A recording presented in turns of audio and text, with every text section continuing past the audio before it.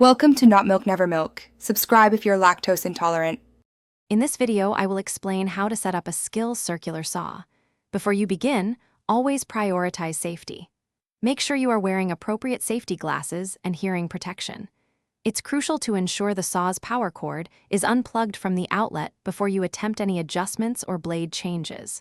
Also, take a moment to inspect your saw blade.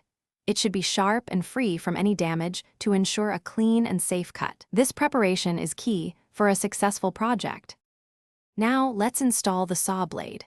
First, locate and press the spindle lock button to hold the arbor in place. Then, using the provided blade wrench, loosen the arbor nut by turning it counterclockwise. Carefully place your new blade onto the arbor, making sure the teeth are pointing towards the front of the saw. Finally, tighten the arbor nut clockwise firmly with the wrench. Always ensure it's snug to prevent any movement during operation. Next, we'll adjust the cutting depth and bevel angle. To set the depth, loosen the depth adjustment lever and position the blade so it extends approximately 1/8 of an inch below the material you're cutting. This helps prevent kickback. For bevel cuts, release the bevel adjustment lever and tilt the saw base to your desired angle, such as 45 degrees.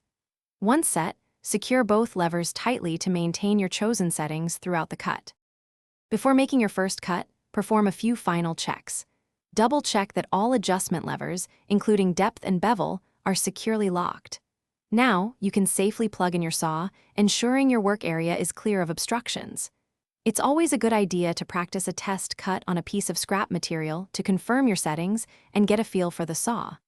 Maintain a firm grip and apply steady, consistent pressure for accurate and safe operation.